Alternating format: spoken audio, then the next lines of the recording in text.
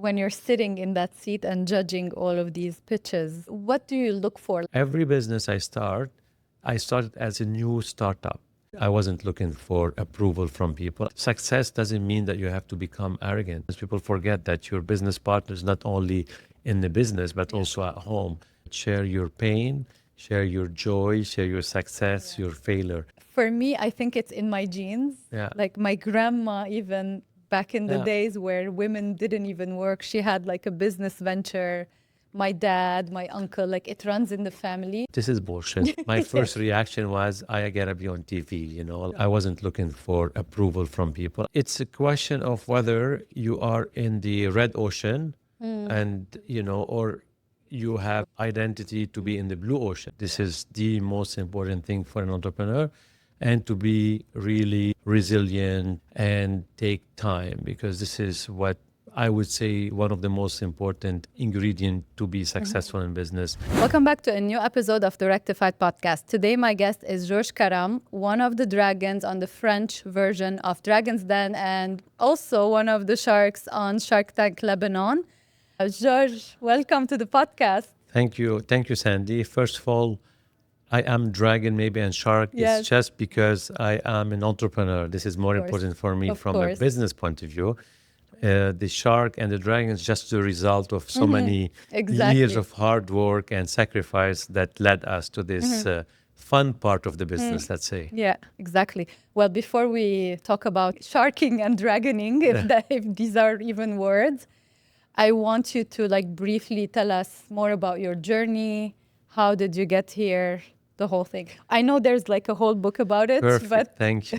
And thank you for reading the book. Of course. Actually, I like that. I like when people read the book and tell me they liked something, or it kind of pushed them or motivated them to continue the journey. Because as you know, as you said it, it is a journey, a business. It's a long, takes many years. It's a lot of sacrifices.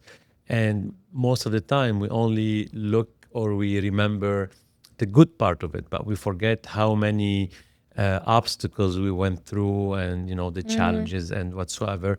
And that's why I always say, if you want to be an entrepreneur, first you have to be able to take risk. This is the most important thing for an entrepreneur, and to be really resilient and take time, because this is what I would say one of the most important ingredient to be successful in business. if you're enjoying this conversation and you'd like to see more episodes with amazing guests, don't forget to subscribe, follow on whatever platform you're tuning in from. We release new episodes every Friday, and I can't wait to read your opinion in the comment section. I, as you know, Lebanese born, came to Montreal in 1990. So it's been 36 years, almost 37 years. Came at the end of the civil war, one of the civil war in Lebanon, unfortunately. Came here, I was 19 years old. I had just a dream of leaving the war, study, have a family, build my future, and settle in Montreal. And my uncle is a doctor, and he used to travel to Lebanon and tell me, when I'm 18, I'm going to help you, George, to come to Canada. And that was my dream, I would say, when I was younger. And it's always start with a dream. So the dream became reality in 1990. I came to Montreal. I studied in computer science, had to work hard and struggle to finish my degree, which still, comparing to what we were going through in Lebanon, it was is still a very good situation. I was lucky. I always say luck also is important in business. And the fact I had a family here to support me, or at least to sponsor me and allow me to have a new future, that was really for me something important that happened in my life. I would say that I didn't have control on. Finished my degree, got married young, have my two beautiful kids. Well, they're not kids anymore. My daughter, Noelle, she's almost 29. 28 and a half, because if I tell her 29 now, she'll be very upset. And Joseph, my son, is 27. This is the most important accomplishment for me, is my kids, and having a good family, a good environment, friends, and business This is the came. real Yeah, wealth. exactly. This is the real life. This is the real happiness. Yes. Business came later after I finished my degree in computer science. I started working for a company for a couple of years. I'm gonna make the story short because if not, It's a whole it will book. be You can exactly, read it. exactly. And I started my first business in a consultant in software in 1997. So it's like 30 years ago. Yeah. I was still in school. Yeah, exactly. Yeah. So it was just the beginning of the long journey. You talked about luck recently at the beginning of this year, and I honestly can't remember where I read this quote, but it stayed in my brain. It was get ready when luck happens. And I took it as like a motto, and everything I'm doing this year is like, okay, do it because someday luck will happen. Like I 100%. keep Yeah. doing. What do you think about that? Well, I am a big believer of luck and timing in business. And some people say, yeah, well, everyone could have also, they could be lucky, but you grab the opportunity, which is probably some way, somehow true. But first of all, for me, it's a question of chance. When you keep trying, you increase your chance of being successful, and a different event will happen to you. Yeah. And that's why I say there's a lot of ingredients for success. And like, I hate this question when people ask me if you are to define or like one thing that made you successful. And I say there's not one thing. It's very hard to Yeah. pinpoint on one element. And, timing, luck, uh, environment is important, and those are elements that you don't have control. And why I say that, because when we think that we can control the outcome in business, we become arrogant, and we become a bit like and we make mistakes because we think that we know how to repeat the success. And statistically, actually, it shows already. Becoming a successful entrepreneur is very hard. uh, Doing it a second time after, let's say, an exit is Yes. even way harder, because Yes. people sometimes think that's it, like, I know the recipe now, which is, there's no recipe. There's a lot of ingredients, but the recipe could change from one Yeah. time to time, from one person to another, from one country to another. Yeah. Do you think you talked about the second round? Do you think maybe it can be easier just because you're not starting from zero, but you're starting from like a different place? You have a little bit of network, you have maybe the Yeah. funds, all of it. So Sure. how different is that? It's different. It's different. Is it easier? Depend also on your expectation. So when I started my first business in 1997, I'll skip a bit because I started the business and then I closed it because I went back to Lebanon in 2000 with my family. Because I was convinced that now it's time for me to go back. So I went back 6 months after. I realized that was a mistake to raise my family and give them the opportunities that I was thinking I gotta have in Lebanon after 10 years. Yeah. So I came back and I started my business with Francois, one of my co-founder or partner. It took us, there were no expectation, like, I don't come from a family business. We didn't, no one was expecting us. Actually, people were thinking at the opposite, they probably were betting that we will fail like so many other businesses. Like So always. we were working Yeah. hard. We took us 3, 4, 5 years before we start to make money and become successful. 2012, we sold our business, our call center business. It was like a very successful business that we built it in 9 years. We were like over $100 million in revenue. We had 3,000 employees. It was for me, like, so you have the experience, you have the money, but then your expectation changed, because when I started the first business, I didn't have any expectation, and I started, like, we were so excited when we signed our first contract of like $6,000. Yeah. But then when you start again in 2014 or 15, you have different Yeah. expectations. What is $6,000 now? Well, and people Yeah. are expecting from you, and so you have to stay grounded to. And this is extremely important because, and I work with my son now, and I keep, Yeah. and he sometimes tells me, yeah, Dad, like, I mean, why don't we do this bigger? And say, every business I started as it's a new startup. Yeah. Because if I go with the mentality that I know how and I have the money and I can just throw money on the business, I will fail. So for me, it's like I take it back. Of course, I have a baggage and I have experience that help me. I have network, but my expectations are a bit different. And Yeah. but definitely, if you learn from your mistake and you remember that luck and timing plays a role, so you don't become arrogant, that could be an advantage for you. You keep talking about arrogance and somebody's ego, how important it is, or how are you able to always stay grounded and control the thing? Because it's so easy to, Well, get your ego take over. honestly, like, I don't know. Is it the personality things? Like, some people, maybe they're arrogant even without being successful. Yeah. Like, I mean, Yeah. you don't have to be successful to Yes, be an arrogant exactly. person. And I myself, and what I like about it, especially with people that they work with me from the beginning, is like, George, like, oh my God, you haven't changed during like Yes. the last 25 years. You're still the same guy that when you started the business. You have the same sense of humor, the same sarcasm, and you're down to earth. And for me, it's like, doesn't mean that success doesn't mean that you have to become arrogant. I mean, Exactly. I, yes, I am more confident. Yes, I know what I want. I seen stuff before.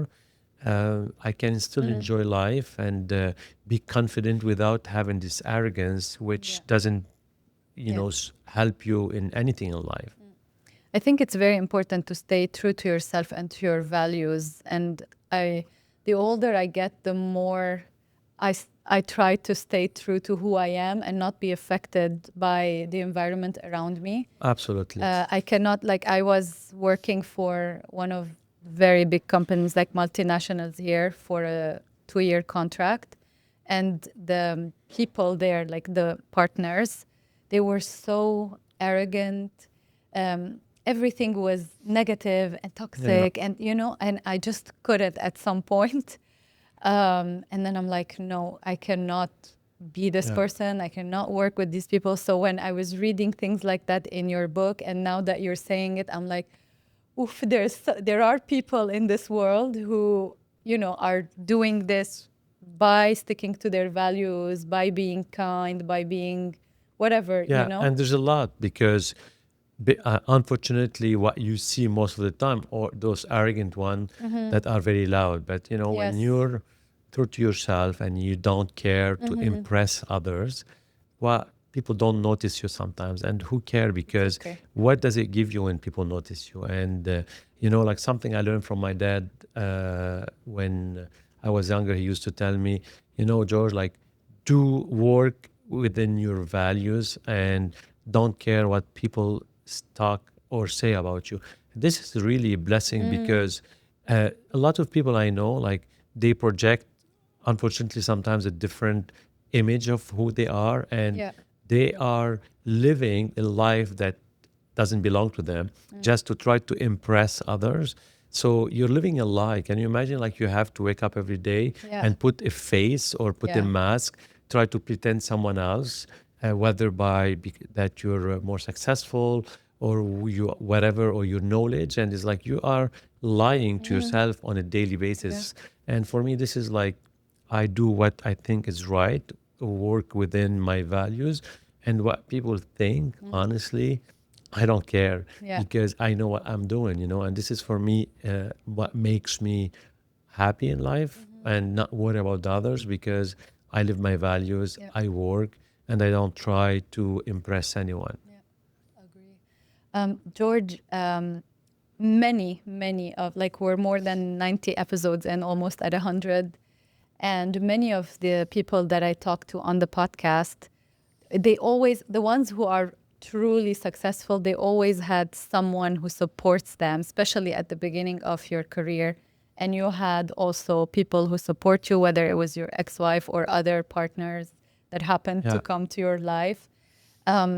to all the listeners who are maybe starting up or discouraged or whatever, how important it is for them to find that one person who supports them on their journey. Do you think they can do it alone, or they should try to find that person? It's much easier to do it with others. First of all, to share it, share your pain, share your joy, share your success, your failure. And it doesn't mean only from a business point of view, because you mentioned it, like for me, support came at different level, different time, support came from my uncles when they helped me to move to Montreal. That's a huge support, because Yeah. if I haven't, You wouldn't be I here. wouldn't be Yeah. here. Support came from my ex-wife when we got married, and she had a better job than me, and she was able to pay the rent while I was taking risk to start my business. And this is for me, like sometimes people forget that your business partner is not only in the business, but also at home. And that allowed me to start my first like company and fail, then move to Yeah. Lebanon and come back, Yeah. and then start a third time. And every time say, okay, George, you can, Yeah. I believe in you. So having people that believe in you, um, it's really very important, because sometimes all what you need is this little moral support from people to continue Yeah. to push your limit, because being an entrepreneur is difficult. I mean, and that's why I say, like, I see sometimes a lot of people on, especially now with the social medias, they declare themselves entrepreneurs, Yeah. and they give this idea that it is so glamorous and so easy to be an entrepreneur. And I say it's wrong, because you're sending the wrong message for people. And you're actually, by doing this, what's happening, you're becoming complacent yourself, because if you pretend you're good, what Yeah. happens? Like, Exactly. why do you need to Exactly. work harder because I'm an You're entrepreneur? already done. You Yeah, already did you know, everything. Yeah. complacency is the enemy of success in Yeah. business. But it's a social media thing. People are Yeah, pretending to be experts in this and experts in that, and they're new, and yeah. maybe they just graduated, maybe they just started to work, and social media helps you to get all the views and all the eyes on you, and all of a sudden, oh my God, I have all these inbound leads and all these things, but at some point many of them are crashing, and rare are the Yeah. people who are able to actually have a sustained growth. Business. Yeah. Yeah. I mean, if you use your social media because you're collecting leads and you're doing it for the right reason, why not? I mean, there's not, it's Yes. actually the best way now of creating or like developing leads. That's one of the reason why I wasn't very active, although like with my role at Dragons and even Shark Tank, like I am relatively very not like very not Yes. available or active on social media. I became a bit more active the last couple of years because also my businesses with Bello and in Costa Rica, because there is an interest for me. Yeah. I didn't do it before because there were no need. I didn't want to. Again, that's one of the reasons. I wasn't looking for approval from people. I wasn't looking for how many likes I have. I honestly didn't care. Yeah. I was on social media for me to see what's happening. At some point, I decided to be more active. And even that, like I was working at some point with a consultant and said, yeah, it's good to, if you want to have more likes and more followers, you have to put personal stuff. And I said, I don't care. If Yeah. this is what's going to bring me more leads, this not the right thing for me, because those leads not going to give me any business. And I'm not going to start to put photos of my family, of myself, just to have leads. Like I got to post about business. Yeah. I like to, I have a lot of capsules talking about, business stuff, Advice. advice. If you're interested to learn, why not? If you are just interested to see me on the beach with my girlfriend or with my kids, No. I'm not the Yeah. right person for that, Yeah. And that's why you have to be careful. And more importantly, is to be careful sometimes from uh, all those people that they are giving you lessons in business, Yes. which are wrong lessons. I I know. know because I I know. hear it Yeah. and I understand, but Yeah. if someone is starting a new business and he just hears anything, so I always say, check your sources, do your check, look at the references, look at Yes. the real success of this entrepreneur that is pretending to be successful, not what he's saying. Really check, make sure that Exactly. it's a real business success to listen and to learn from them. And now with all of that, they're also going to any AI tool and asking questions. Also, the Exactly. AI is like scraping all this Yeah, information that these people are putting out there. You also need to double check. Not 100%. everything is Yeah. 100% accurate, even if it's AI. Ah, yeah, You yeah. I know what I mean, mean? especially if it's AI. Yeah. And like now, I double check sometimes between Claude and Perplexity All the and tools. Copilot and ChatGPT, and you ask the question, you get four or Yeah. five different answers, and some of them are contradictory. So you have to be, using your common sense is Yes. still important in business. I think it's people who are, let's say, older, like 40 plus. We're more um, we're more paying attention to this. We're not taking it as the ultimate source of truth. But the people who are in their 20s or Yeah. younger, they think that this is it. Like this is the It's risk, ultimate yeah, truth, yeah, you know? yeah, and like it's taken away, or like I said, the critical thinking. So it's like you're chatting with Claude and creating a presentation, Yeah. but you're not double checking and you're No. taking it. And the process of creating a document or creating content is important. It's not only about getting this content Yeah. ready, it's about how you are creating it. And that's why like it's like I worry sometimes about how is the AI is going to impact our intelligence long term. Yes.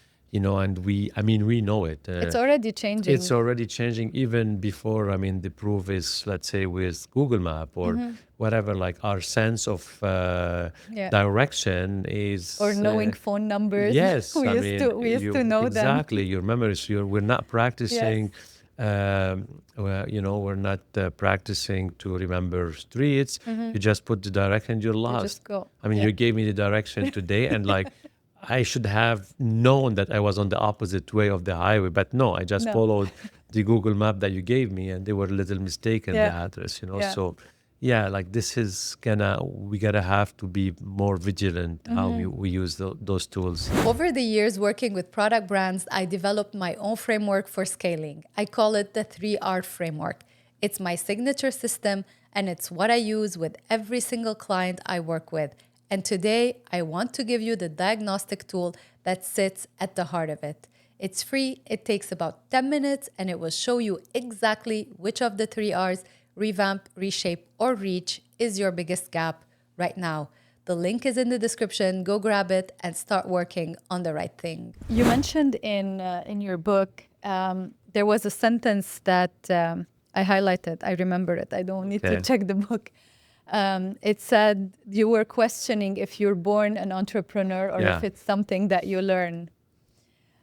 For me, I think it's in my genes. Yeah. Like my grandma, even back in the Yeah. days where women didn't even work, she had like a business venture. My dad, my uncle, like it runs in the family, not my sisters, Yeah. but it's in the family. How about you? Like, what do you think? Can you learn it or it comes within you? Well, whether like you have it in your family or it comes, it's a character for me. Yeah. Like like it's like a bit like someone can be born with blue eyes. You might have brown eyes, your sister blue eyes, because you have the gene in the family. It doesn't mean if your parents have had the gene that you are necessarily going to have them Yes. all. So because it, as you know, like come from your mom, your Genetics. dad, exactly. But I think you have it in you. Like and for me, the entrepreneur, what defines an entrepreneur is this risk, this tolerance to risk. Yeah. And that's something usually you have it or usually you don't have it. Okay. And I always give the example is like you have some people are, since they're like kids, they have this tolerance to do like extreme sports and jump from parachutes, whatever. True. It's very hard to become. You can do it sometimes. You gotta always be. If you don't like this type of risk, you're never gonna be 100% comfortable with Yeah. it. And for me, I always say that is like, ask me to jump from a parachute. You have to really push me because I don't like, Yes. this type of risk. Ask me to start a new business and take this financial risk. I would be so excited That's your about it. parachute, Exactly, basically. this is like Yeah. me jumping from like a Yeah. parachute, like from in a plane. Yeah. So that's why, you know, it's hard to learn it. And if you do it Yeah. and you are not um, at ease with it, it's gonna create problems. You're gonna Yeah. have a burnout, and that's why like risk, it's the most important thing that define an entrepreneur. Because at the end, after that, the vision, leadership, all that, those are stuff that you can learn. Exactly. It's you can learn to become a better leader. You can learn to become a better strategist, How to how to communicate with your exactly employees, how to to all of these learn things. how to take risk. It's more a character that you have it or you don't have it. Yeah, agree. Like you're talking and I'm thinking about myself. Um, you also need to be resilient, and that's a thing we get used to in Lebanon, and we use the word a lot. Yeah, But it's also in business. Like there are so many times that you're gonna fail, yeah, and you have to keep doing, and pivot and do other things just to bring more money or try to be able to pay for certain things, etc. So there's also that muscle that yes, people develop. and They might also say no a lot to you. You have to they will. accept. And for me, the resilience, it's a part how you plan, like explain, and part of it also it's come from the risk because people that they sometimes, and I've seen, like, I've coached a lot of young entrepreneurs or people came to me and they want to start, they take the risk to start a business. The first failure or the first no, after 1 or 2 months, they panic and they go back to find a job because they saw that Yeah. it's not working right away. They're not gonna have the money. So they try to pretend that they can take this risk. And then at this, like this is like me again. I say, you know what, I'm gonna jump off the parachute. I go up, in the plane, but then it comes to jump, Yeah. is like No. I freeze. And so there is this part of this resilience in business come from your risk tolerance. Yeah. But the other part, which is extremely important, is to have a risk that is calculated in a way because at the end, business always takes more time than what we think. Yes. And in order to be resilient and perseverant, you need time. And the only way you buy time in business is with money, Yeah. like in the sense, like when you do your planning, if you plan to be, let's say, cash flow after 12 months, but it's take you 24 months. If you don't have money after 12, even if you're Yes. risk taker, You you gotta can. you can't. So that's why I always say manage a risk. It's a calculated risk. Let's move to L'Oeil du Dragon, or the Dragon's Den. It's the Quebec version for those of you who don't Yeah. know.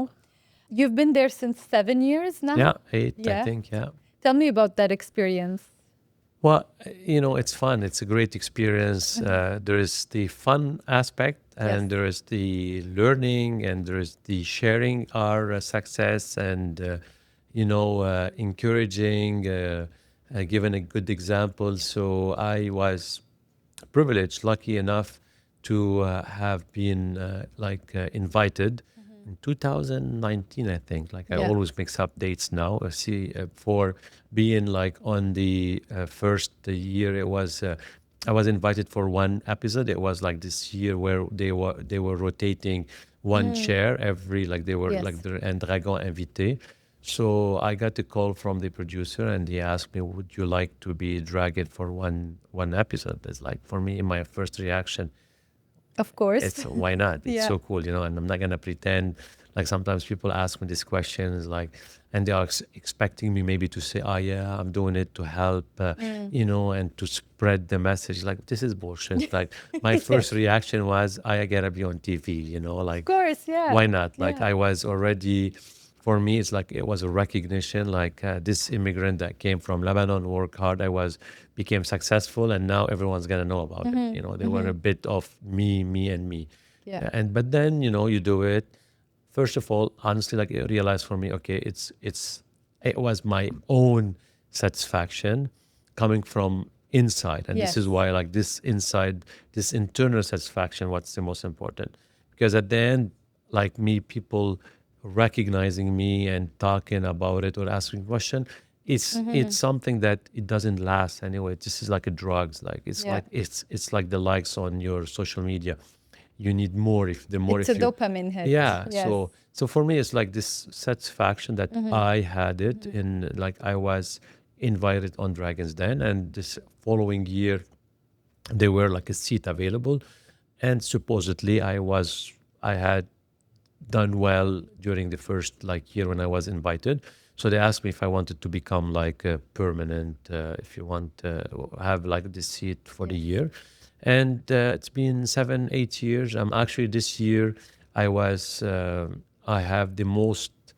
Je suis le doyen, as we say. Like I'm the Yeah. I have Dean. yeah I'm the dean of Yes. the dragon. I have the most episode in Quebec here. Yeah. It's crazy, like seven, I 8 years know. on the show. Yeah. A lot of fun every year. Every year I Yeah. consider like, is it going to be the last year? I say, as long as I can do it and it's fun and they are inviting me, why not? Yes. It's Exactly. I met a lot of great entrepreneurs. You learn when you coach even entrepreneurs. That's what Yeah. I like about it. You are You learn challenged by from them. young and you learn from them. So Yeah. it's a great experience. I cannot complain. When you're sitting in that seat and judging all of these pitches, what do you look for? Like, just I'm pretty sure Yeah, that the viewers or the listeners are thinking about how do they yeah. choose? How do they think? Oh my God, I want to invest here or there. What do you look for? So just to clarify, like when we have a pitch, like when someone present in front of us, we have like no idea who they are before. Okay. So haven't received any information or presentation. We didn't know the name of the Numbers, company, numbers, etc. nothing Okay. at all. So Okay. really, we sit, they open the door, they come, and like we have the element of surprise. Yeah. So and it could be good surprise or a bad surprise. So the first impression is extremely important, and that's, I keep saying it every time.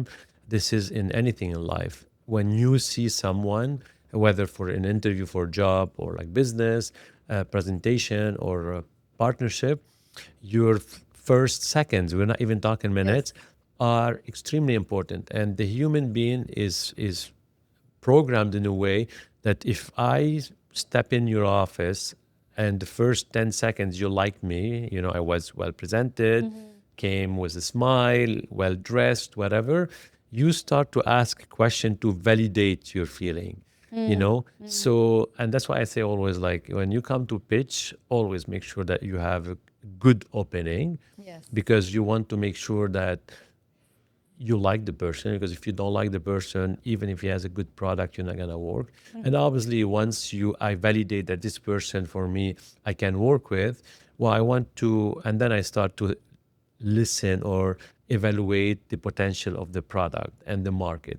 There's some market I don't want to be in working, even maybe if you are a good entrepreneur but you're working in some field that I don't want to invest for different reason, Yeah. I'm not going to be interested. But most of the time it starts with the entrepreneur, his pitch or her pitch, and then the product and the market size. We live in a world where every product has been created almost. Like there's very little space for Yeah. innovation or creating something that didn't exist. Like whatever, Apple Yeah. back in the days, things like that. It's very rare to have that. Or somebody has to be like a Elon Musk or Yeah, that genius. Yeah. kind of person to do it. So you're getting all these pitches and they're all like maybe detergents, maybe chocolate, Yeah. maybe I don't know what, chair, I don't Yeah. know, mattresses. I don't know what you get. Like you get, Yeah. it's been 7 years A that. lot. So how do you say, oh my God, it's this chocolate and not that chocolate, or this tea and not that tea? Well, first of all, like innovation exists every day. I mean, Yeah. it's, like you think that there's no innovation, there's a lot of innovation. I mean, look at just the AI in the last two, Yes. 3 years. And innovation doesn't mean you need to create a new product. Sometimes you take an existing product Yes. and you improve in it. You have the continuous innovation. When we started our business, it was in call center. Call center were leaving Canada, going to India and Morocco. People were laughing at us, and we innovated in our offering, and we were successful. So, for us, for me, it's like again, it goes back to your, like the entrepreneurs, and how are you intelligent and are you structured to take a product and make it successful, because there is always market, there's competition. Yes, there is competition, and yes, you have some product. It's way more harder because it depends on the size of the market and whether it's already been, taken by big players. So it goes back to your strategic thinking and how, whether you can show that yes, you gotta do this product, and you are able to create a new market, implement it, sell it, and produce it. So Yeah. it's always about how the plan and whether I believe that you can implement your plan. How important it is for these brands to actually build their brand identity and, grow by creating this space for them that makes them different from, if they're a soap, all the other Yeah. soaps. You know what I mean? Well, it's a question of whether you are in the red ocean, and or you have your identity to be in the blue ocean. Because if you are another brand, you are in the red ocean. And it's for Exactly. just for those who Yeah, are if they don't listening, know. the red ocean strategy is based on the fact that red is like blood. Like, it's a strategy where it's about cutting prices. So it's like a fight between players. So it's a red ocean. So, and ideally when you start a business, you don't want to be in a red ocean strategy, Of because course. you have already a lot of players, and if you reduce your price, you cannot give good service and whatsoever. So if you start a business right away and you are in a red ocean, it's very hard to be successful because you won't have a lot of money to be successful in it. So the idea is you take a product that, even if it was already in a red ocean, and take it to create a sub market of it, Yeah. and try to have your own little corner and be in the blue ocean where there is less competition. Yeah. Again, like when we started our call center was a red ocean strategy, but we came up with a new Angle. offer Yeah. that kind of differentiate our offer from the competition. So we kind of created our own little blue ocean strategy to deliver our services. I'll give you an example. As one of my favorite business that I invested is in, like during Dragons, is Bello. Yes. Bello, I mean, they offer beverages. And if you look at it this way, technically beverages, it's a huge market, which is a red ocean. But the way they deliver it, like by having machine that filter the water and infuse it with like organic natural drinks in a capsule that serve The flavors and the multiple use. We created a new like a category. category, and it became like we are in a blue ocean where Yeah. there's not a lot of competition that offer the same. True. While if I look at it from just a beverage, well, we will be in a big red ocean strategy. Well, we talked about Bello here in December, so I will link to the episode Yeah. if you want to check it again. And it's your son, Joseph, Yes, who was, Joseph, was in the exactly. interview. This is something that I always talk about with anyone on the podcast or like people I work with. Like, it's really finding a space for you, like you mentioned, the blue ocean, but also like, why would I buy from you Yeah. and not from the others? Exactly. Like, everybody is making candles, everybody is making soaps, everybody Yeah. is making I don't know what, but why would I buy you? Like, why do I buy a diptyque candle and I pay $100, and then there's a $15 Yeah. candle that It's probably the same quality. yeah, it's because of who they are, how they position themselves in the market. They're more luxury. They're Yeah. more, there's like this thing that people want to get. Yes, and this is all about how you present your brand, Yeah. and like your message, because at the end you're buying a status. You Yeah. are every time you are buying something, it's you are confirming a status that you are. Yeah. When you go and you buy, like you said, the diptyque or any other candle at $150, Yeah. you're not buying the candle. You're saying that You're buying the diptyque. I am buying, I can afford luxury, and I am sending a message that this is for me, like I'm burning my money yeah, basically kind because of, it's a candle. yeah, exactly. And like they say, Yeah. if I buy, uh, a Porsche or a Ferrari, it is to show, that Yeah, your status. my status. And you could also have the same by buying a small Toyota Terus, whatever, Toyota, Prius. Toyota, like electrical small car. Yes. It's also to show status that you are green, you don't care about luxury, and you are good for the environment. So we're always trying to show, like a status. Values and status. Yeah. So this is why it depends how you present your brand. Like when I drink Bello or I try to sell, let's say, Bello water, I'm showing status. Like I care about the environment. I'm cool. I have, like I'm avant-gardist in the way I drink my water, because at the end I'm drinking filtered water or water with like some flavor. Yeah. So it's Or all you can drink tap water. yes.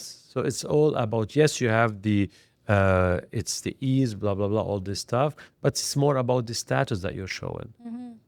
To everyone who's listening to you, and they're mostly product founders, what do you tell them? Like, what is the one thing that's very, very important that they need to think about for their But the one company? thing that there's not one thing to There's think not about. one. There's a What lot are of the things many to things?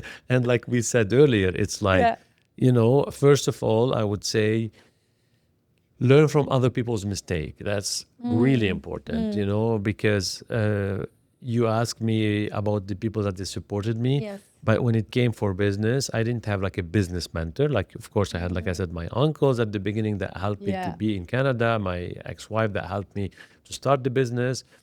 But I made a lot of mistakes, and I Yeah. learned from my mistakes. And so for young entrepreneurs, if you can learn from other people's mistake, this is key. It will help you save time and save money, because when I work now with young entrepreneurs and I tell them like give them an advice, I say it's not because I'm more intelligent than you, it's because I made this mistake Yeah. before, and it's this is what's going to happen if you take the same road.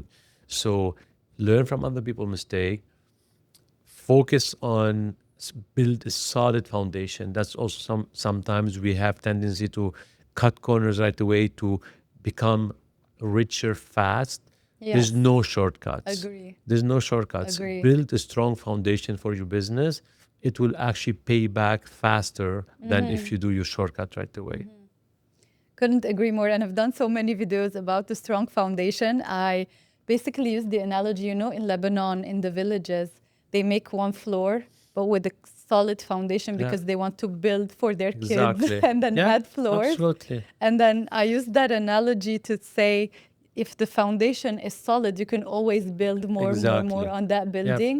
While if it's fragile, you can't add anything on top of that one 100%. floor. So yeah, let's do one rapid fire. One thing every product founder should fix before pitching for money. Fix your expectation in terms of make sure that you don't present a hockey stick to the investors. And by the hockey stick, I mean you come with your financial forecast where you've been, let's say, making, I don't know, $1 million per year revenue, and all of a sudden you show them a 5 million, 10 million. So make sure that you have a good financial forecast. Yeah. Biggest red flag in a product business's financials. The biggest red flag in the financial? That's a good question.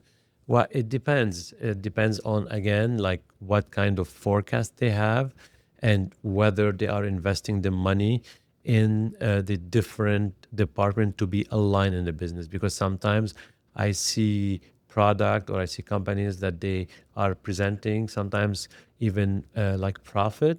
But when I look at the investment in different department, I see, let's say, they're cutting in R&D or in support to show to show profitability. And for me, this is a big red flag. But they have to do a daily PNL.